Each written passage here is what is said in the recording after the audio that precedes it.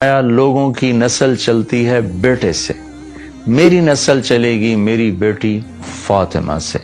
اور آپ نے ارشاد فرمایا کہ سیدہ شباب اہل الجنت الحسن والحسین، جنت کے نوجوانوں کے سردار ہیں حسن اور حسین۔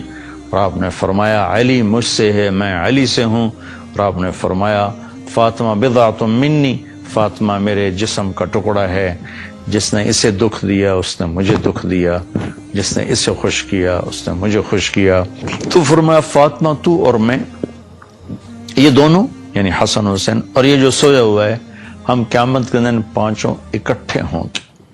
اور آپ نے فرمایا کہ میرے اہل بیت سے محبت کرنا، مجھ سے محبت کرنا ہے، اور میرے اہل بیت سے بغض رکھنا، وہ مجھ سے بغض رکھنا ہے۔ اور آپ نے فرمایا قیامت کے دن سارے رشتے ٹوٹ جائیں گے لیکن میرا رشتہ میرے خاندان کے ساتھ باقی رہے گا اور میں ان کی سفارش ضرور کروں گا۔ اور آپ نے فرمایا کہ میرے اہل بیت کے بارے میں میرا خیال رکھنا، میرے اہل بیت کے بارے میں میرا خیال رکھنا۔ آگے عقیدہ طحاویہ جو اہل سنت والجماعت کا عقیدہ ہے، اس کی عبارت ہے نبغض من یبغضہم، جو اہل بیت سے بغض رکھتا ہے ہم اس سے بغض رکھتے ہیں، اور جو ان کو اچھے نام سے یاد نہیں کرتا ہم اس سے بھی۔ پھر آپ نے فرمایا کہ حسن اور حسین جنت کے نوجوانوں کے سردار ہیں اور یہ اللہ کے محبوب کے خاندان کو نمایاں کرتی ہیں، بڑا کرتی ہیں۔ اور آپ نے فرمایا یا اللہ میں حسن حسین سے پیار کرتا ہوں، تو بھی ان سے پیار فرما، اور یا اللہ جو ان سے پیار کریں ان سے بھی پیار فرما، اور جو ان سے بغض رکھیں ان سے بغض رکھ، جو ان سے پیار کریں ان سے پیار کر۔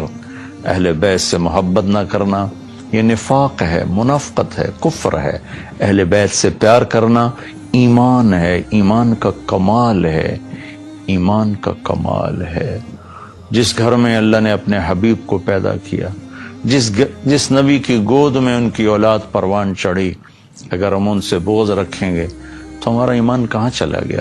نہ ایمان ہے نہ ایمان رہے گا۔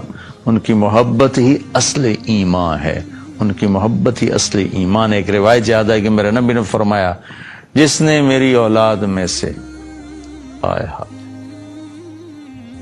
کسی کے ساتھ اچھا سلوک کیا اور میری اولاد کا کوئی فرد اس احسان کا بدلہ نہ دے سکا غربت کی وجہ سے یا کسی اور وجہ سے، تو قیامت کے دن میں اس کی طرف سے اپنے اس امتی کو اس احسان کا بدلہ دوں گا جو میری اولاد میں نہ دے سکا۔ اس پر میں ایک واقعہ سنا دیتا ہوں۔ یہ ابن جوزی رحمۃ اللہ علیہ جیسے محدث نے اس واقعے کو نقل کیا ہے اپنی کتاب البر والصلہ میں، کہ ہرات میں ایک سادات فیملی تھی۔ وہ خاتون جوانی میں بیوہ ہو گئیں، بچیاں تھیں، تنگ دستی آئی تو انہوں نے سمرقند کی طرف ہجرت فرما لی، رزق کی معاش کی تلاش میں۔ وہاں پہنچی تو پوچھا کوئی یہاں سردار، کوئی سخی، چونکہ نووارد تھیں تو لوگوں نے بتایا کہ ایک تو یہاں مسلمان بڑا سردار ہے اور پورے علاقے کا رئیس ہے، اور ایک یہاں آگ کا پجاری آتش پرست ہے، وہ بھی بڑا رئیس، بڑا سخی مالدار ہے۔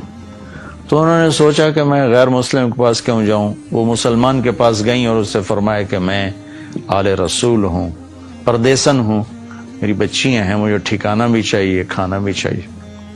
وہ سردار کہنے لگے تیرے پاس کوئی، عام طور پر جو اہل البیت ہے ان کے پاس لکھا ہوا نسب نامہ ہوتا ہے، میں نے کئی گھرانوں میں ماشاءاللہ دیکھا اللہ کے رسول تک ان کے سارے آبا کے نام لکھے ہوئے۔ تو کہا تیرے پاس کوئی سند ہے؟ اس نے کہا بھائی میں تو پردیسی ہوں، غربت کی ماری میں کہاں سے سند دکھاؤں۔ تو وہ کہنے لگا یہاں تو پھر ہر دوسرا آدمی کہتا ہے میں سید ہوں، آل رسول ہوں۔ تو اس نے کوئی اچھا جواب نہیں دیا۔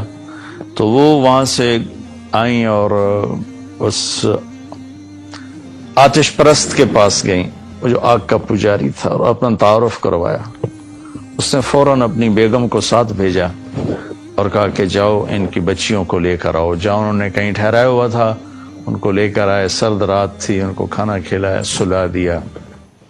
رات کو مسلمان سردار نے خواب دیکھا کہ اللہ تعالیٰ کے محبوب صلی اللہ علیہ وسلم جنت میں ایک خوبصورت سونے کا محل ہے، اس کے دروازے پر کھڑے ہیں۔ یہ عرض کرتا ہے یا رسول اللہ یہ محل کس کا ہے؟ تو آپ نے فرمایا یہ ایک مسلمان کا ہے۔ تو وہ کہنے لگے یا رسول اللہ مسلمان تو میں بھی ہوں۔ تو آپ نے فرمایا اپنے اسلام پر کوئی دلیل پیش کر، کوئی ثبوت پیش کر۔ تو وہ کانپ گئے۔ تو پھر اللہ کے نبی نے بہت غصے سے فرمایا کہ میرے گھر کی بچی تیرے دروازے پر چل کر آئی اور تو نے اس سے ثبوت مانگے کہ مجھے ثبوت دے، تو اہل بیت میں سے ہے، میری نظروں سے دور ہو جا۔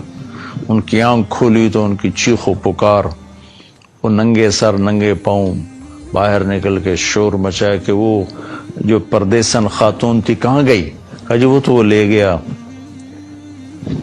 وہ آتش پرست آگ کا پجاری لے گیا۔ وہ بھاگے اور جا کے اس کے دوڑ دروازہ توڑا۔ وہ گھبرا کے باہر نکلا تو دیکھا تو وہ رئیس کہا کیا ہوا؟ کہا بھائی وہ جو تیرے پاس خاتون آئی ہیں بچیوں سمیت مجھے دے دو، وہ میرے مہمان ہیں۔ تو اس نے کہا حضور وہ میرے مہمان ہیں، آپ کے نہیں، میں آپ کو نہیں دے سکتا۔ وہ کہنے لگا مجھ سے 300 دینار لے لو۔ 300 دینار کوئی آج کا 60-70 لاکھ روپیہ بنتا ہے۔ کہ مجھ سے 300 دینار لے لو اور وہ خاتون بچیوں سمیت میرے مہمان بنا دو۔ تو وہ رونے لگا، کہا کہ میرے بھائی بن دیکھے کا سودا کیا تھا، اب تو دیکھ چکا ہوں، اب میں تمہیں کیسے واپس کروں؟ کہ میں نے بھی خواب دیکھا جنت کے دروازے پر اللہ کے نبی کھڑے ہوئے تھے، تجھے ڈانٹ پڑ رہی تھی، تجھے کہا جا رہا تھا دور ہو جا۔ اس کے بعد اللہ کے نبی میری طرف متوجہ ہوئے اور فرمایا تو نے میری بیٹی کو ٹھکانہ دیا، چل تو تیرا سارا گھر سب بخشے گئے، سب کے لیے جنت کا اللہ نے فیصلہ کر دیا۔ کہ میری آنکھ کھلی ہے، میں ایمان لا چکا ہوں، میرا سارا گھر کلمہ پڑھ چکا ہے، ہم سب مسلمان ہو چکے ہیں، ہم وہ دولت آپ کو کبھی واپس نہیں کریں گے۔ یہ اہل البیت ہیں، اور یہ کوئی 300-400 سال کے بعد کی نسل ہے، تو حسن حسین کا کیا مقام ہوگا، زین العابدین کا کیا مقام ہوگا، زینب کا کیا مقام ہوگا، فاطمہ کا کیا مقام ہوگا، علی کا کیا مقام ہوگا، عباس کا، جعفر کا، عقیل کا۔ آل و رسول ہیں، حضرت عباس کی اولاد، حضرت علی کی اولاد، حضرت عقیل کی اولاد اور حضرت جعفر کی اولاد۔ ان 4 حضرات کی اولاد کو آل رسول کہا جاتا ہے، اور پھر اس میں سب سے عالی شان ہیں جن کا سلسلہ حضرت حسن حسین یعنی حضرت فاطمہ سے چلا۔ حضرت علی رضی اللہ تعالیٰ عنہ کے حضرت فاطمہ کے بعد آپ نے 7 شادیاں اور کی، ان سے بھی آپ کی اولاد ہے، وہ بھی اہل البیت ہیں چونکہ حضرت علی کی اولاد ہیں، ان پہ بھی صدقہ حرام ہے۔ لیکن جو مقام حسن حسین کو حاصل ہے جناب فاطمہ رضی اللہ تعالیٰ عنہ اور جناب رسول اللہ صلی اللہ تعالی وسلم کی نسبت، وہ اور کسی کو حاصل